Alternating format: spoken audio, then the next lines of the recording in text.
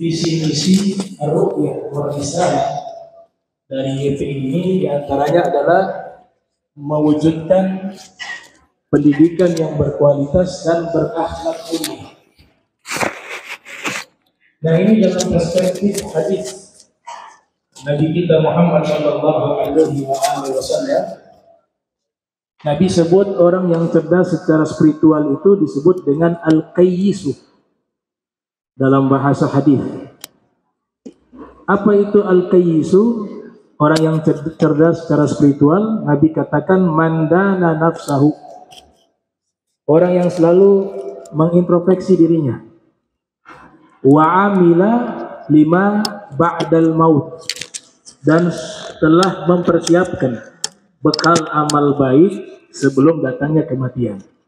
Ini ciri daripada orang yang cerdas secara spiritual. Dan visi misi hidup mereka itu sangat jelas, sebagaimana yang diterangkan oleh Nabi kita sallallahu alaihi wasallam, yaitu al-inaba ila daril khulud wat tajafi an daril burur wal isti'dadul lil mauti qabla nuzul. Visi misinya adalah ingin menggapai kebahagiaan yang abadi di akhirat. Jadi yang paling utama adalah bagaimana dia bisa mendapatkan keridhaan daripada Tuhan dari semua perbuatan yang dia lakukan. Yang kedua, tidak tertipu daripada tipuan duniawi. Dan yang ketiga, selalu mempersiapkan dirinya untuk menyambut kematian sebelum datangnya kematian. Nah, inilah orang yang cerdas secara spiritual. Dan Allah sebutkan ciri-cirinya, punya karakter. Ya, orang yang cerdas secara spiritual itu memiliki karakteristik, diantaranya adalah alladzina yabituna li rabbihim sujjadan wa qiyama walladzina yaquluna rabbana isrif 'anna 'adzaba jahannama inna 'adzabaha kana gharama. Di malam harinya yang lainnya tidur nyenyak, mereka bangun malam. Apa yang dilakukan? Aktivitas ibadah dilakukan. Walaupun sesaat, kata Nabi, seperti memeras susu sapi, sesaat. Tapi ibadah yang sesaat di tengah malam itu memiliki nilai yang sangat mulia di sisi Allah Subhanahu wa taala. Maka dalam Al-Qur'an disebutkan wa minal laili fatahajjat bihi nafilatan lak asa ayyab'atsaka rabbuka maqaman mahmuda. Dari waktu sebagian malam itulah kalian melakukan aktivitas ibadah, maka Allah akan naikkan derajat ke maqam yang terpuji, maqam mahmudah. Ini adalah satu cara untuk menjadikan diri kita cerdas secara spiritual. Ada contoh ilustrasi orang-orang yang cerdas secara spiritual itu dijelaskan oleh Hujjatul Islam Al-Imam Al-Ghazali yang lahir tahun 450 Hijriah, wafat 505 Hijriah. Beliau mengisahkan di zaman dahulu ada salah satu tokoh sufi bernama Atha As-Sulami. Selain seorang sufi, beliau adalah seorang desainer yang biasa membuat pakaian. Jadi beliau satu kali punya ide mau membuat satu pakaian karya terbaik beliau. Sehingga beliau lakukan sesempurna mungkin, sedetail mungkin. Sampai akhirnya baju itu pun berhasil beliau buat. Dan menurut pandangan beliau, karya ini adalah karya yang sempurna, tidak ada kekurangan. Karena beliau sudah mengerahkan seluruh kekuatan secara maksimal untuk membuat pakaian tersebut sebagus mungkin, sesempurna mungkin. Setelah itu beliau membawa pakaian itu diserahkan kepada salah satu ahli kritikus pakaian di zaman itu, disebut dengan al-khayyat. Kemudian diserahkan pakaian itu. Maka kritikus pakaian ini, yang pakar di bidang pakaian ini, dia mulai meneliti, memeriksa satu persatu. Dia katakan, ini ada kekurangan nih. Di bagian ini ada cacatnya. Disebutkan kaita, satu persatu. Di sini ada cacatnya, di sini ada cacatnya. Padahal Atha As-Sulami sudah secara maksimal membuat karya tersebut dengan sesempurna mungkin, ternyata diserahkan kepada yang ahli, ditemukan banyak sekali kekurangan.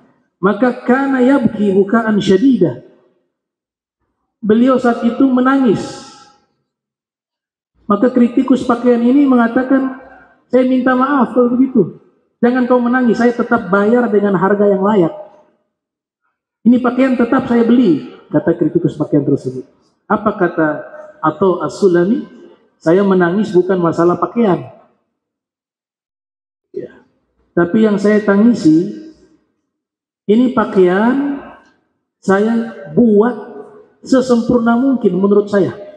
Bahkan saya beranggapan tidak ada cacat sama sekali. Tapi ketika diserahkan kepada ahlinya, ternyata ditemukan banyak sekali kecacatan. Yang saya tangisi adalah bagaimana amal saya nanti di hadapan Allah yang jauh lebih teliti daripada engkau. Melihat amalan yang telah kulakukan puluhan tahun, ternyata menurut saya sempurna, di hadapan Allah ternyata banyak cacatnya. Itu yang saya tangisi. Nah, inilah kecerdasan secara spiritual.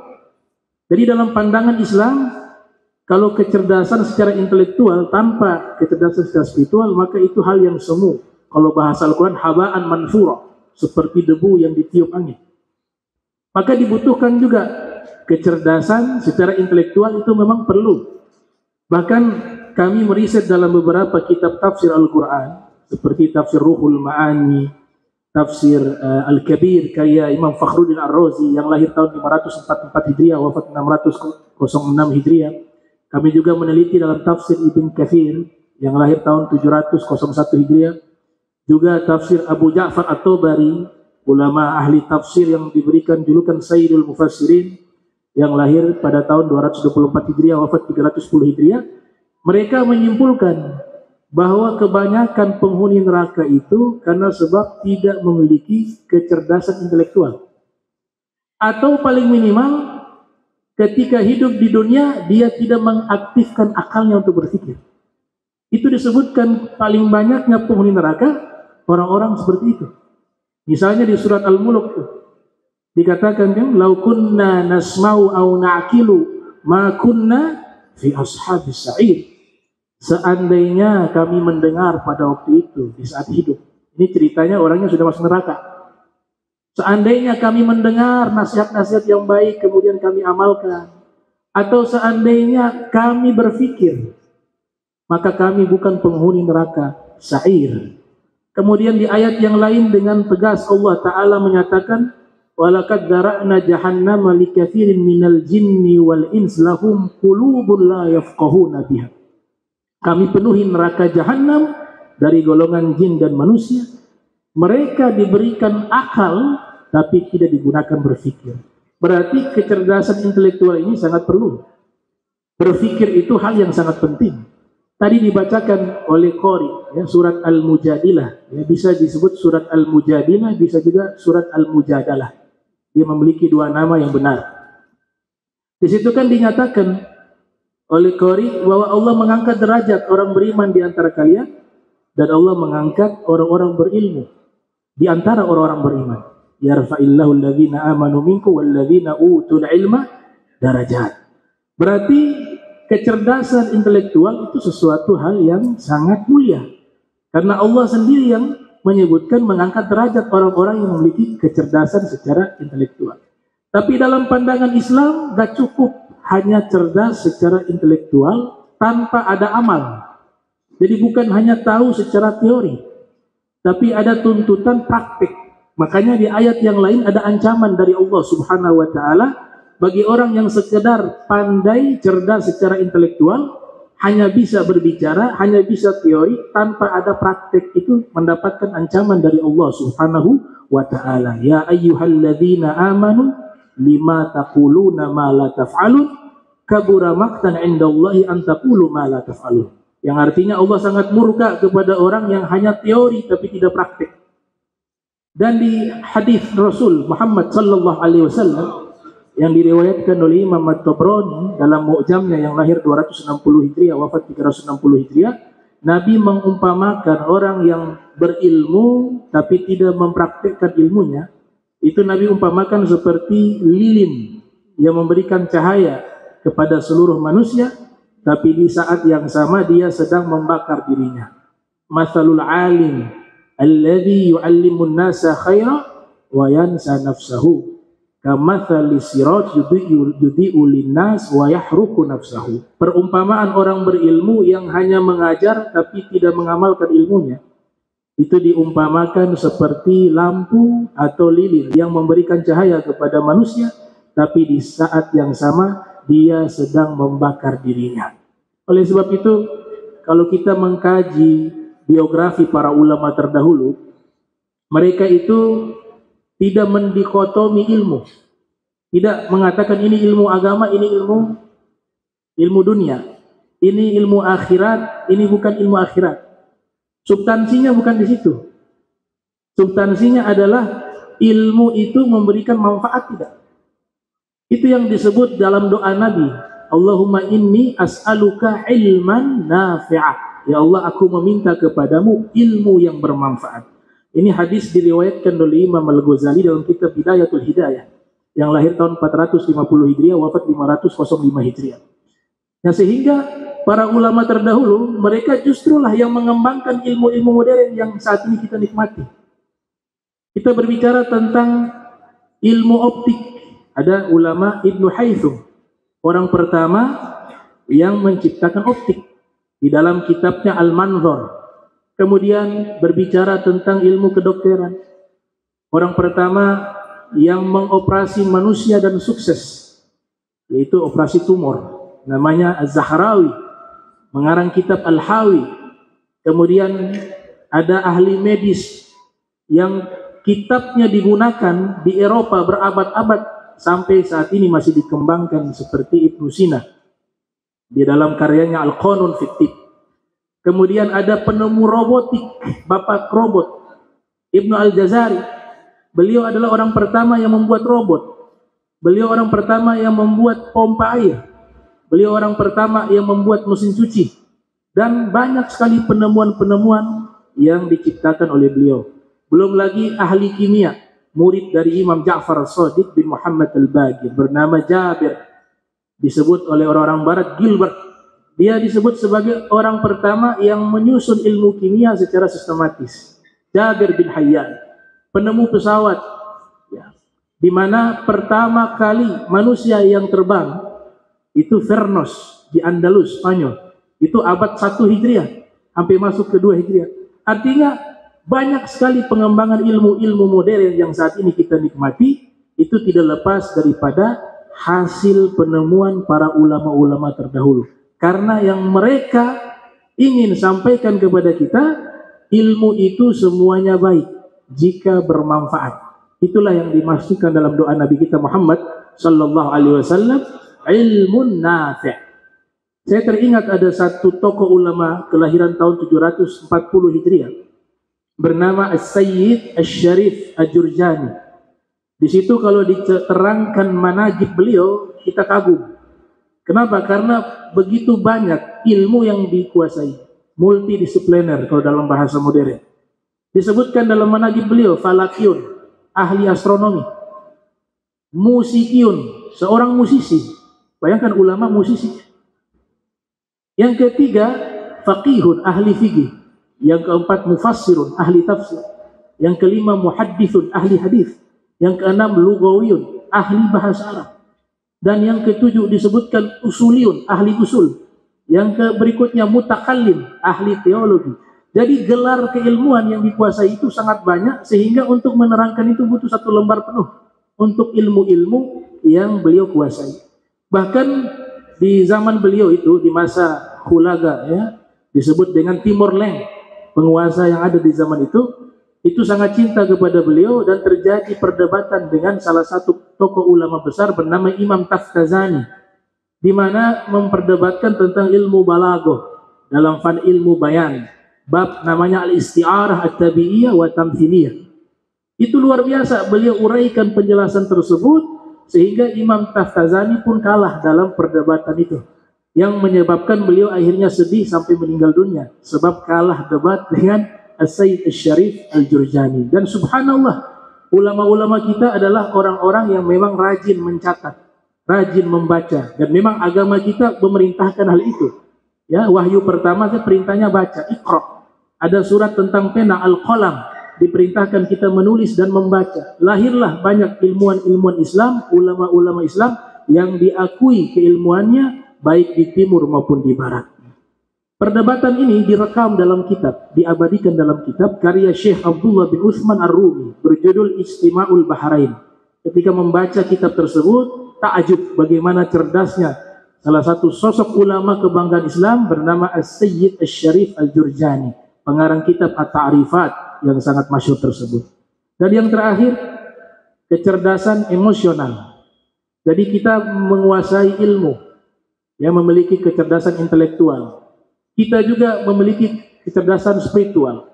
Tapi kecerdasan emosional tidak ada, itu menjadi sia-sia. Justru ini yang menjadi hal yang paling penting karena berkaitan dengan akhlak al-karimah, akhlak yang mulia.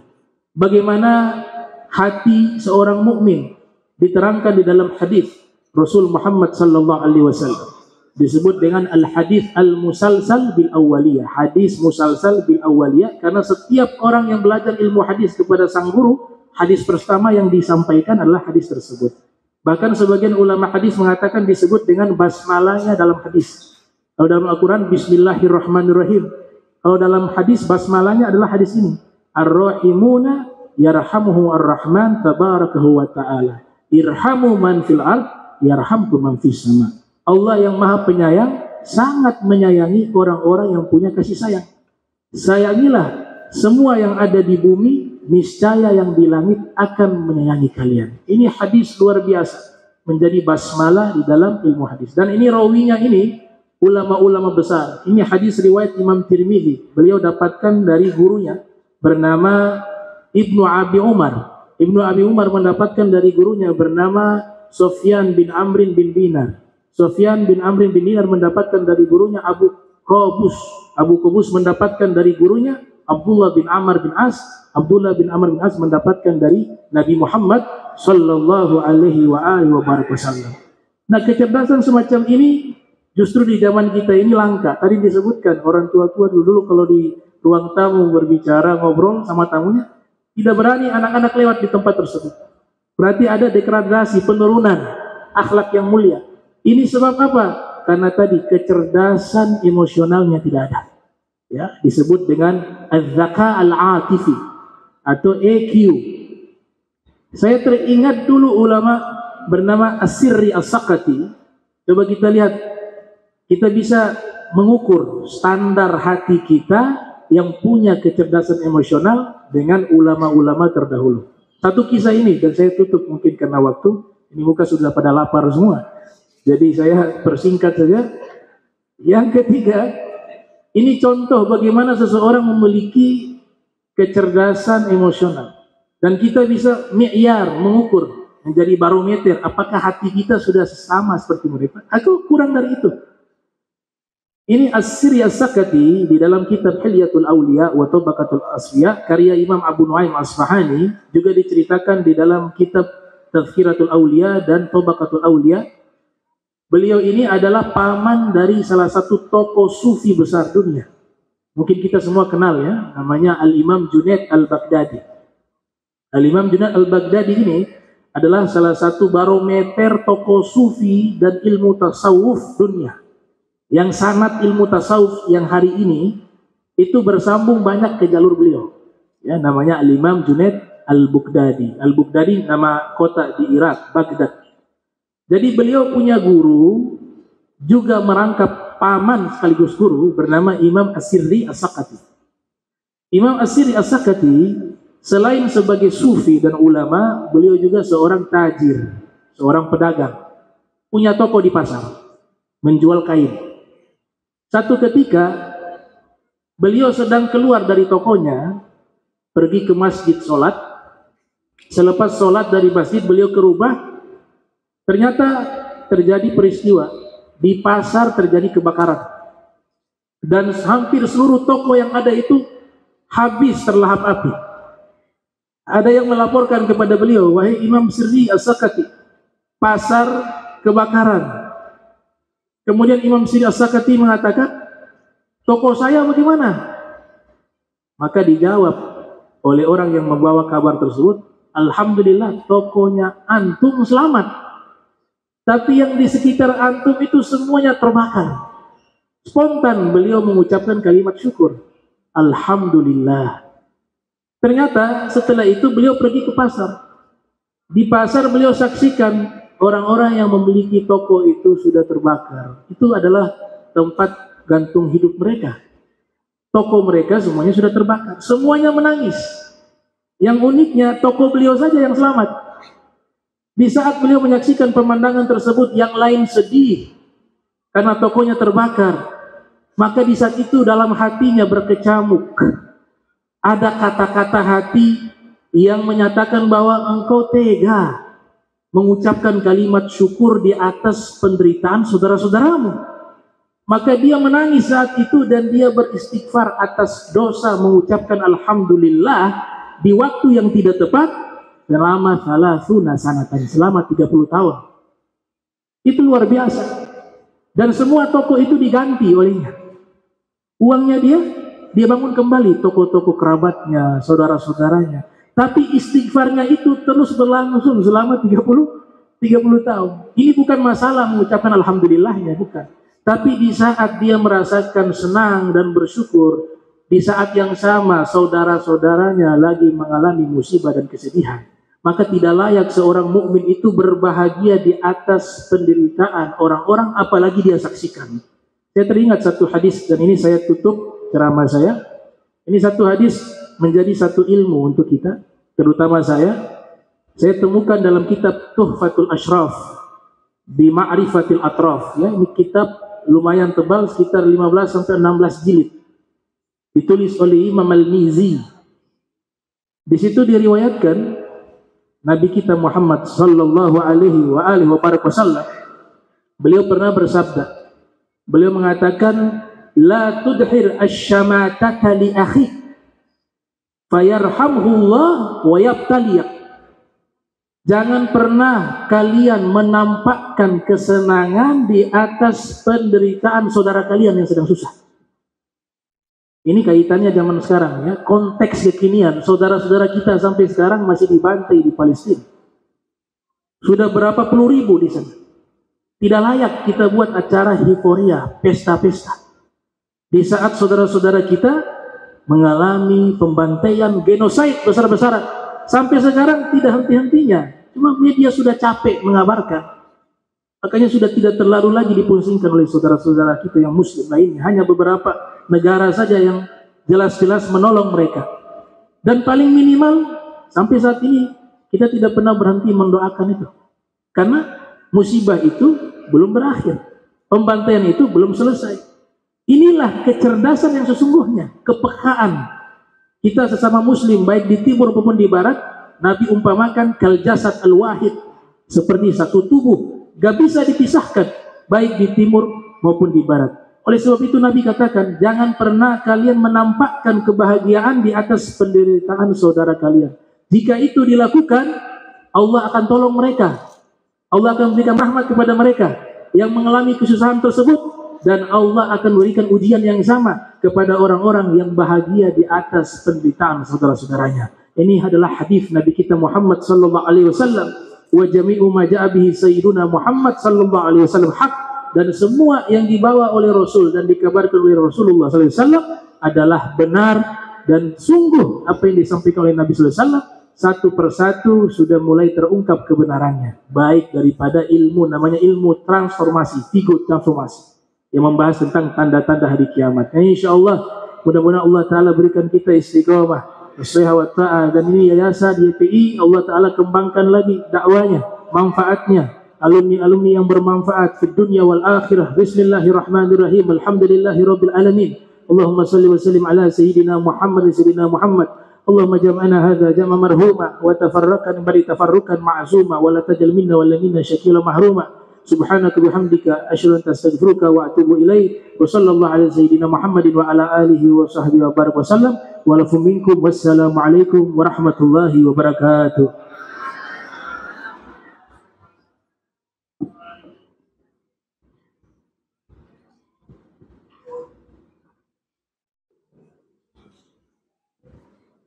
Alhamdulillah wa syukurillah, terima kasih kami sampaikan kepada Habib atas penyampaian ilmu melalui tausiah yang disampaikan, menambah hasanah keilmuan untuk kita semua. Bapak Wali Kota Ternate yang kami hormati, hadirin tamu undangan yang berbahagia, sebagai bentuk apresiasi kecintaan akan budaya Kota Ternate dan Maluku Utara pada umumnya, melalui tarian daerah, kita simak bersama persembahan tarian Dana-Dana dari Sang